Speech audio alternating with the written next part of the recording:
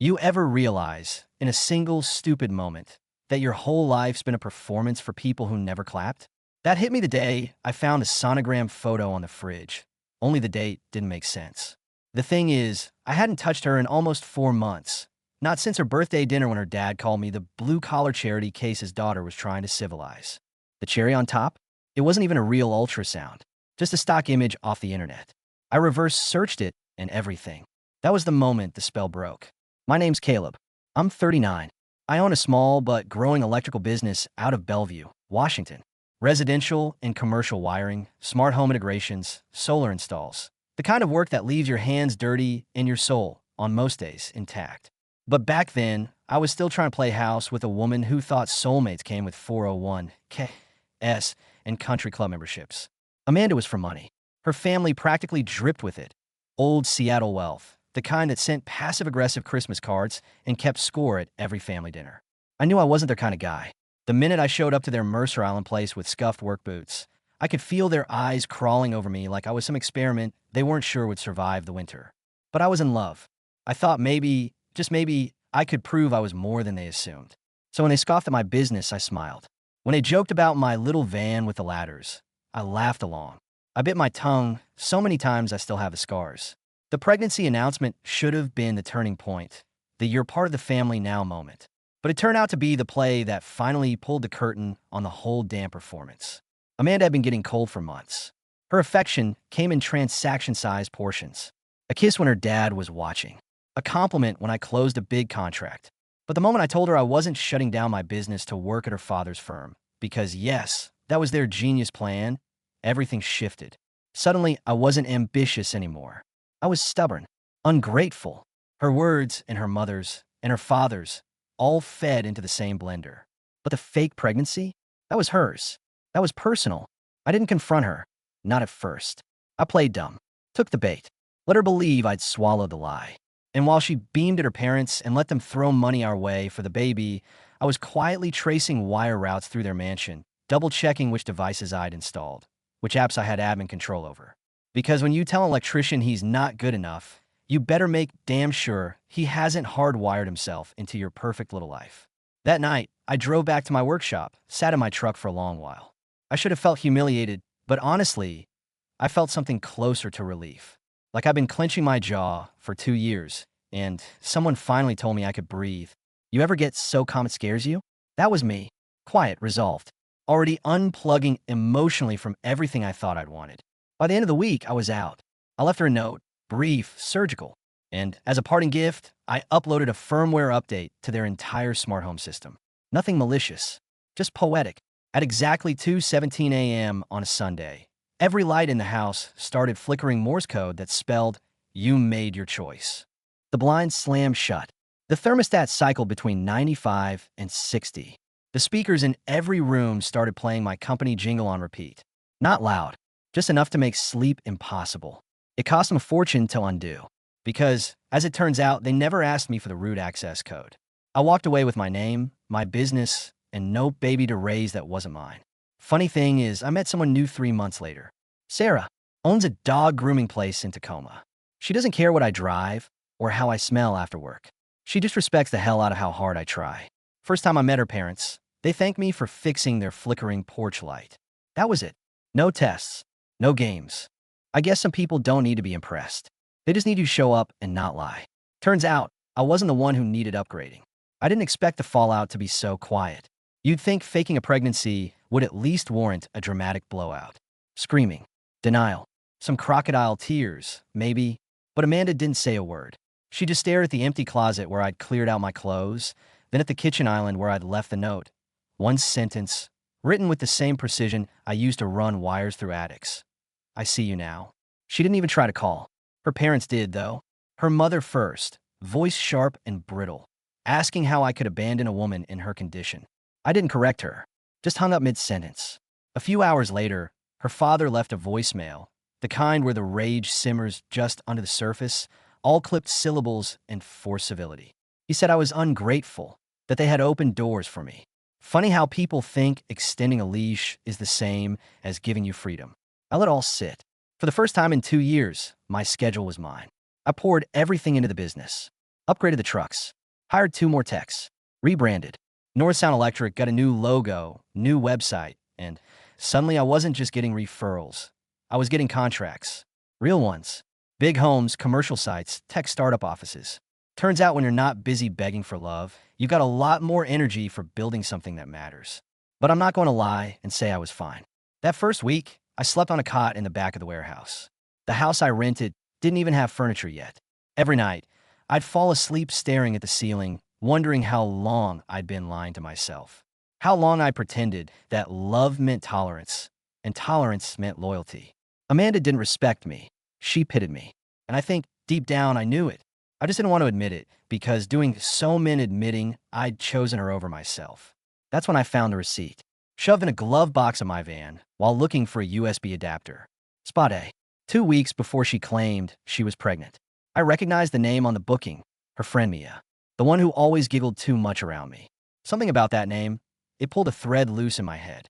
And then it all started to unravel. The timeline, the lies, the little ways she'd made sure I stayed too busy, too tired to notice what she was doing. It wasn't just about money. It was about control. Her family didn't want a partner for Amanda. They wanted a project, a man they could mold, polish up, and parade around like a success story they built themselves. That's why they offered me that job at her father's firm. That's why Amanda started dressing like a politician's wife every time we had dinner with them. That's why she cried that night I said no. She wasn't heartbroken. She was cornered. And here's the twist. When I walked away, they didn't just lose me. They lost their investment. They lost access. Amanda had 100 little luxuries she never paid for. Her Audi smart charger wired into the garage, the security system I custom built, even the climate control in her father's wine cellar. I'd set it all up, quietly, efficiently, and just as quietly, I let it fall apart. Not sabotage, nothing illegal. I simply deactivated the remote support, closed out the admin consoles, let the auto updates fail. You'd be amazed how fragile a rich man's castle gets when the guy who wired the moat walks away. One night, a week after I left, I got a text from Amanda's brother, the only one who ever treated me like a person. It just said, "The sauna won't turn off and the shades are stuck halfway down. You do this?" I stared at it for a full minute before replying. Nope. But tell your dad to try turning it off and back on again. It's weird how fast people switch from pretending you're family to pretending you never existed. A month after I walked, Amanda's mother hosted some charity brunch. One of those insufferable Bellevue events where everyone pretends poverty can be solved with mimosas. I only knew about it because one of the local papers ran a photo of her smiling next to Amanda and a caption that listed Amanda's fiancé, Jason. Yeah, Jason. That was the first time I saw his name in print. Not as her co-worker, not as her friend from the gym, not as the guy who once helped her fix a flat tire while I was on a job site in Redmond. Fiancé, a word that cracked through my chest like dry timber. I stared at the article longer than I should have. Not because I cared about her anymore, I didn't, but because that word meant this had been going on for a hell of a lot longer than I let myself believe. I did the math, backtracked through every cold night, every I'm tired, every unexplained late meeting. I didn't miss the signs. I ignored them. There's a difference. And that difference cost me 2 years of my life I'll never get back. But here's the twist. Jason, I knew him. Not personally, professionally. He was the one who botched the pre-wiring on that lake's Sammamish property last spring. I had to come in and fix his mess. Loose neutral lines, reversed outlets, an entire security panel installed backwards. The guy didn't know a cat's 6 from a shoelace. And Amanda left me for that? It wasn't even the betrayal that stung. It was the insult to my intelligence. Like trading in a custom-built truck for a Hot Wheels car and bragging about the gas mileage. Anyway, I kept moving, one job to the next. The silence between calls grew shorter. My crew was expanding. I was spending my weekends restoring an old boat I'd bought years ago and never had time for. And for the first time in a long while, I wasn't waiting for anyone to get their act together. Still, part of me kept watching. Not stalking, just observing. You don't spend 2 years connected to someone's life without developing a kind of radar. I noticed when Amanda quietly deleted every photo of us from her social media. I noticed when her father started using a different electrician for his office building. The same guy who charged triple what I did and still fried their HVAC controller. They were erasing me piece by piece. But the thing about erasing a man like me is that you can't delete what I built. Every outlet, every panel, every line of code in their home automation system still had my fingerprints. Not physically, spiritually. And then came the invitation. A formal letter, thick paper, gold embossing, classic Bellevue pretension. Amanda and Jason were having an engagement party. Apparently, I made the B list. They must have figured I'd appreciate the gesture, that I was over it, that I'd be flattered to watch her drape herself over a man who couldn't wire a light switch without blowing a breaker. I didn't RSVP, but I did stop by the venue the night before, professionally of course. Turns out they'd hired a local lighting company to set up a special ambience package for the party. LED tracks, uplighting, synced music, all tied into a central smart control system, which, as luck would have it, ran through a cloud integration I helped build 2 years earlier. I didn't sabotage anything. I just made a few tweaks. The lights wouldn't go out. That's it. Simple. Elegant. No way to dim them. Full brightness. All night. Amanda hated bright lighting. I knew that. Jason? He probably thought it was an aesthetic choice. But Amanda? She'd feel it. That overwhelming glare. The loss of control. The party photos would be overexposed. Her makeup would melt. Every guest would squint into the camera and pretend not to notice how uncomfortable they looked. I didn't go. Didn't need to. Just knowing it would irritate her in a way only I understood was enough. You'd think that'd be the end of it, right? I walk, she moves on, and we each live our lives in separate quiet failures. But no, because people like Amanda and her father don't lose quietly. They get vindictive, and they get clumsy. It started with a review. A 1-star rating on my business page. No name. Just a burner account. The kind that's clearly written by someone who's never hired you, never met your crew, and doesn't understand how surge protectors actually work. It read like it was written by a teenager with a grudge, not a client. I knew exactly where it came from. It used phrases Amanda had said to me word for word. Unstable, emotionally erratic, makes everything about him. I'd heard those before. Always behind a wine glass. Always when I pushed back. At first, I let it go. Figured anyone smart enough to hire us could see through the nonsense. But then it happened again, and again. 2 more reviews. Then a complaint to the Better Business Bureau. A fake report about unauthorized charges. A glitch in our online scheduling form that redirected to a dead page. The pieces started fitting together. They weren't just angry I left. They were trying to ruin what I'd built. That's when I got pissed. Not the kind of anger that makes you slam doors or break things. No, this was colder. The kind of anger that makes you slow down, take notes, and play the long game. I didn't want revenge. I wanted receipts. So I hired a guy I knew, a cybersecurity expert I'd worked with on a smart home job in Kirkland. Quiet guy. Looked like he lived in a server room. I asked him to trace a few IP addresses. He didn't even flinch. Took him less than a week. One of the reviews came from a Wi-Fi network registered to Amanda's family company. Another came from an IP address tied to Jason's condo. The same one he listed on a Yelp profile for his own short-lived home automation consulting gig.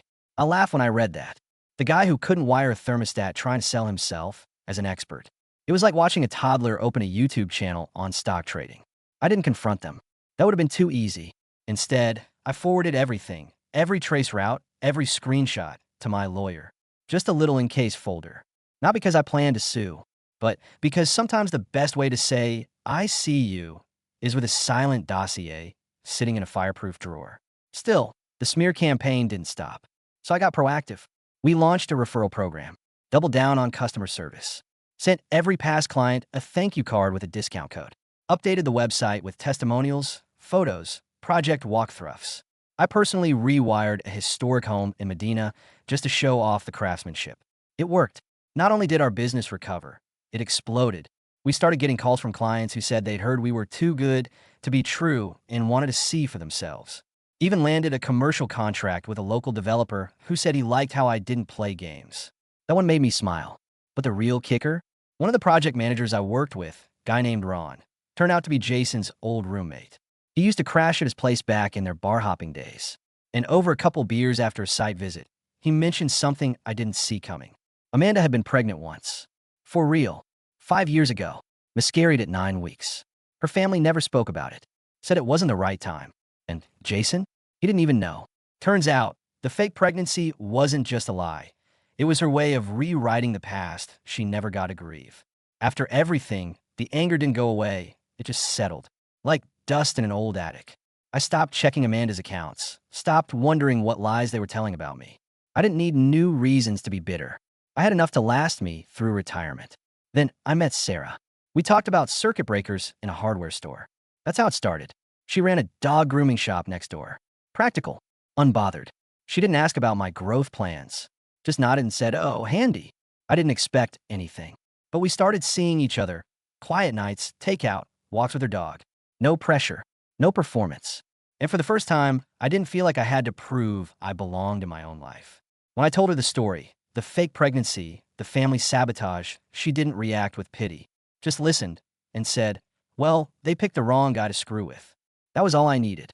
One night, she asked if I ever thought about leaving Bellevue. I said maybe. I looked around my little rental. No fancy trim, no curated furniture. Just mine, just enough. The thing about healing is, it's not loud. It's not some grand revelation. It's boring. Routine. I'd wake up, drink burnt coffee from the same chipped mug, drive to the job site, and somehow feel more like myself than I ever did playing house with Amanda. Business was steady. Word was spreading. People wanted quality work without the condescension, and apparently, I was that guy.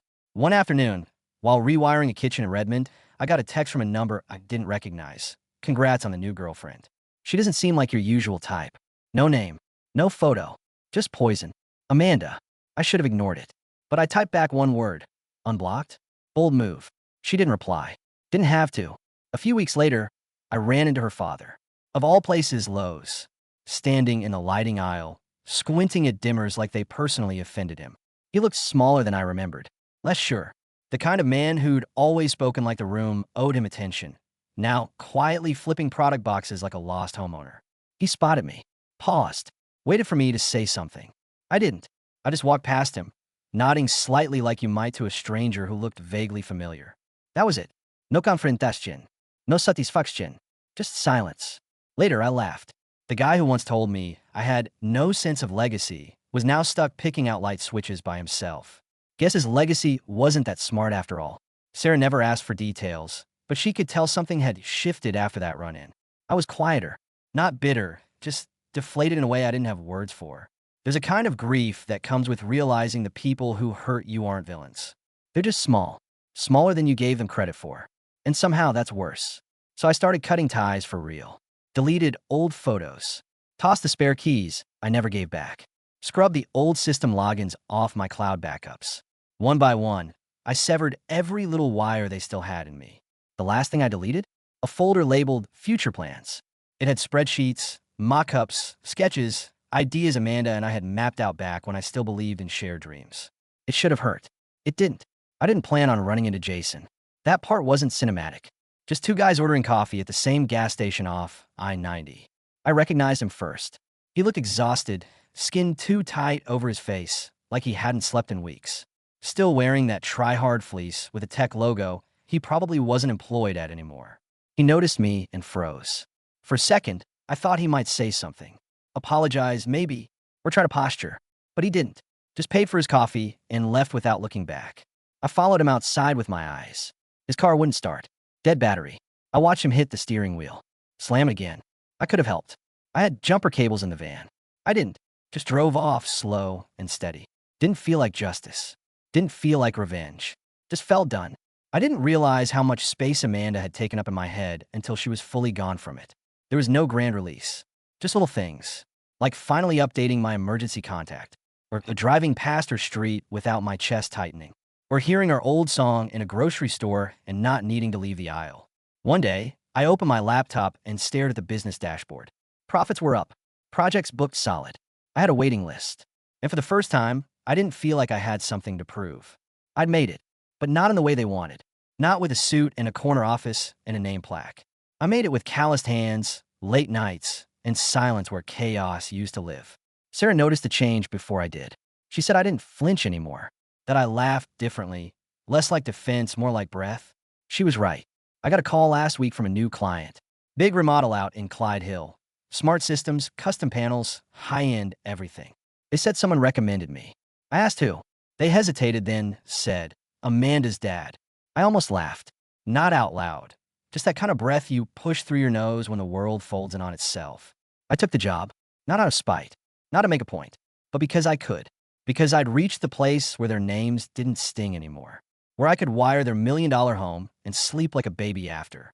Where I could hand them an invoice with steady hands and no bitterness. And I did. I walked into that pristine construction site. nodded to the project manager, and got to work. Same boots, same toolkit, just a different man than the one they tried to shape. Amanda wasn't there, but I found a note scribbled on a blueprint, her handwriting. A tiny post-it stuck near the lighting diagram. All it said was, "No bright lights in the foyer, please." I smiled. Not cruel, not smug, just finished.